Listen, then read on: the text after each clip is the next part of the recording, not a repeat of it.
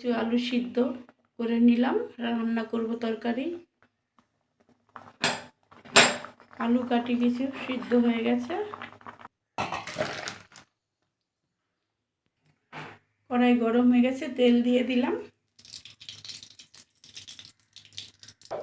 একটু সাদা জিরে দিলাম, একটা পেঁয়াজ কুচি দিলাম,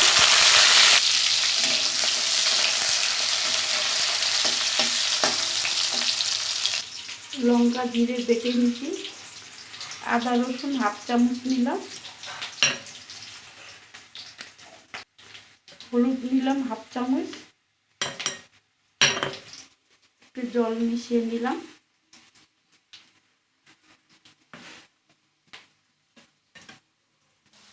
পেঁয়াজটা লাল হয়ে গেছে, এবার দিয়ে দিলাম মশলাটা।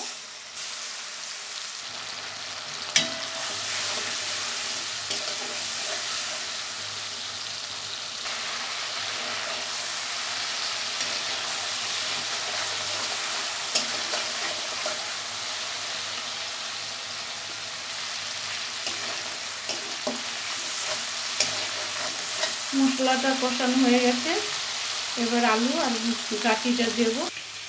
আলু গাঁটির জলটা ফেলে দিয়েছি সিদ্ধ করে।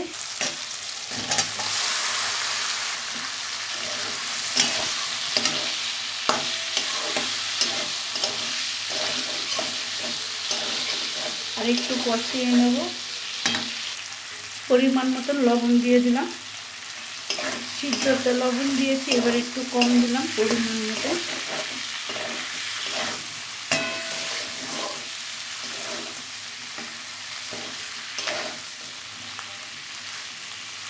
একটু ভালো করে কষানো নেব। কষানো হয়ে গেলে এবার জল দেব।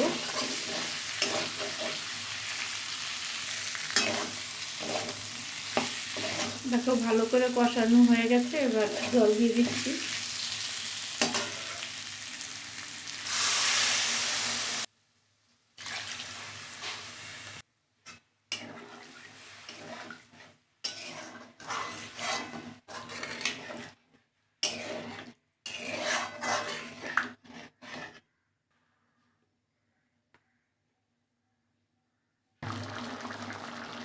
আলু গাঁটির তরকারিটা আমার হয়ে গেছে, এবার নামিয়ে নেব।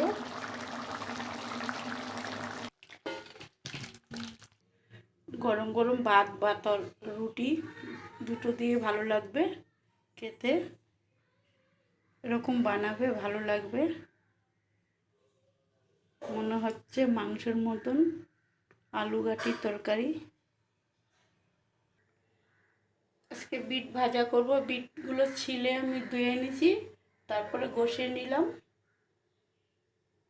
কড়াই বসিয়ে দিয়েছি, সাদা তেল দিয়ে দিলাম কড়াইতে। একটা শুকনো লঙ্কা দিয়ে দিলাম, একটা পেঁয়াজ কুচিয়ে দিলাম,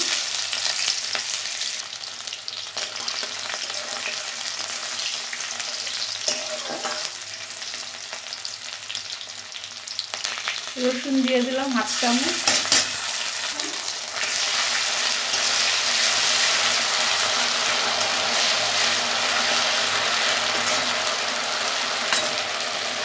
বিটগুলো দিয়ে দিলাম।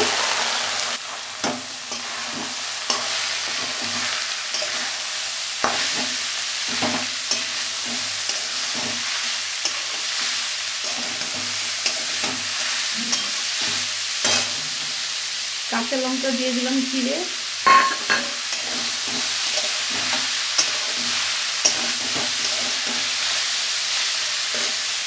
পরিমাণ মতন লবণ দিয়ে দিলাম।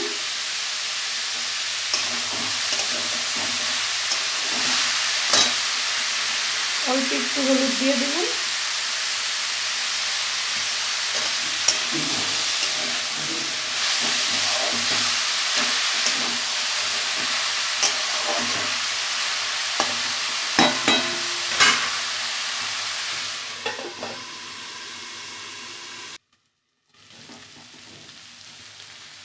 বিটটা অল্প আগে ভাজতে হয়।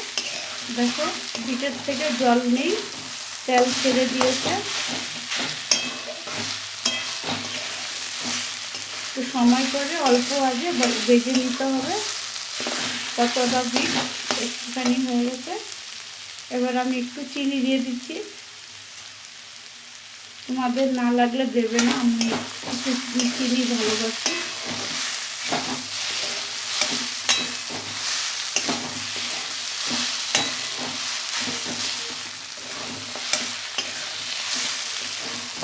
নুনের থেকে কিন্তু অল্প চিনি লাগে, নুন যতটা লাগে তার থেকে চিনিটা অল্প লাগবে।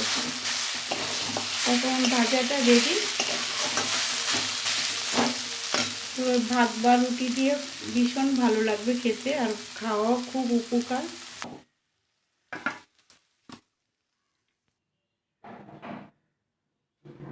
দেখো বন্ধুরা, আজকে আমার শাক হয়েছে বিট ভাজা, শাকের মতন বানিয়েছি তাই বলছি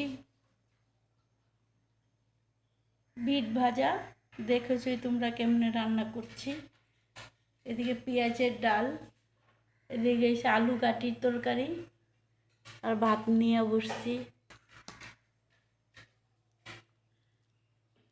গরম গরম ভাতে ভালো লাগে, বা রুটি পরোটা দিয়েও ভালো লাগে।